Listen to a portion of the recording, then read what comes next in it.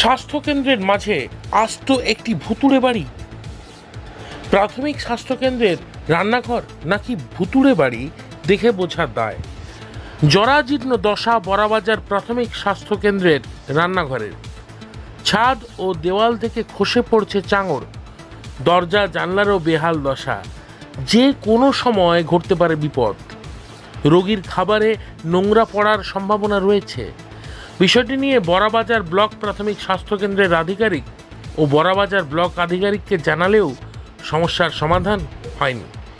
এই বেহাল রান্নাঘর যাতে দ্রুত মেরামত করা হয় সেই আর্জি জানাচ্ছেন এখানে কর্মরত রাঁধুনি।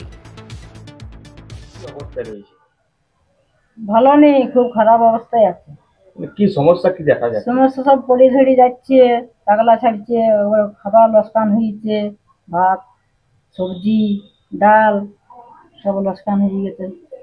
ওগুলো বিল্ডিং রে টাকলা ছাড়ছে, দরজা ভেঙে আছে। এইভাবে তো বিপদের সম্মুখীন হতে পারে না। হ্যাঁ হতে পারে, তো বলেছিলাম তো বিএমএস কে, তারপরে ইয়াকে কাকে কাকে জানিয়েছেন আপনারা?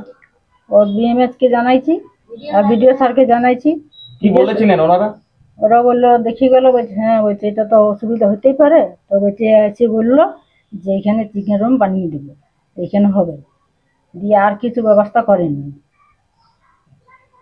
আপনারা কজন রান্না করেন এখানে? 3 জন। কি চাইছেন আপনারা? আমরা ঘরটা ভালো চাইছি, তাতে রান্নার যেন সুবিধা হয়, যেমন না প্রত্যেকদিন মোটামুটি কত লোককে খাবার দিতে হয়? মানে প্রত্যেক যেদিন যেমন পেশেন্ট থাকে সেরকম খাবার দিতে হয়। প্রায় 10 মাস ধরে এভাবেই এখানে রান্না হয়ে আসছে। বিষয়টি ঊর্ধ্বতন কর্তৃপক্ষকে জানানো হয়েছে। দ্রুত এই সমস্যার সমাধান করা হবে।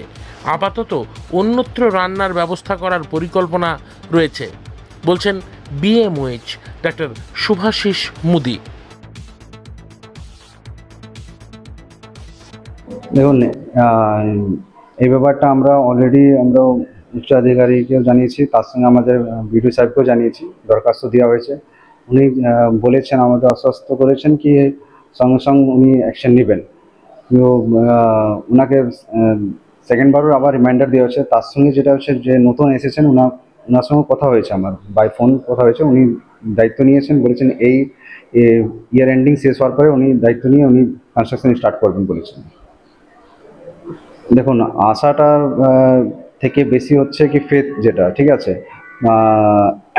আগেরটা যেটা হয়েছিল কি উনি বলেছেন কি 15 ফাইন্যান্সিয়াল ইয়ারের বেসিসে উনি স্টার্ট করবেন, কিন্তু ওনার টেন্ডার পাস হয়েছিল কি না এটা অতটা আমার জানা নেই। আমি দরখাস্ত দিয়েছিলাম, কিন্তু এনার যে নতুন যে এসেছেন ওনার সঙ্গে অলরেডি কথা হয়েছে। উনি বলেছেন, আশ্বস্তি দিয়েছেন কি উনি অ্যাজ আর্লি অ্যাজ স্টার্ট করবেন। মোটামুটি 8 থেকে 10 মাস মোটামুটি এইভাবে রান্না হচ্ছে। তো যেটা হচ্ছে আমরা অল্টারনেটিভ একটা ভেবেছিলাম কি আমাদের একটা বিল্ডিং আছে, ঠিক আছে, কন্ডেম বিল্ডিং। বাট কন্ডেম বিল্ডিংটা অনেকটা প্রচুর সামান আছে কন্ডেম বিল্ডিং, ওটা আমরা প্ল্যান করছি।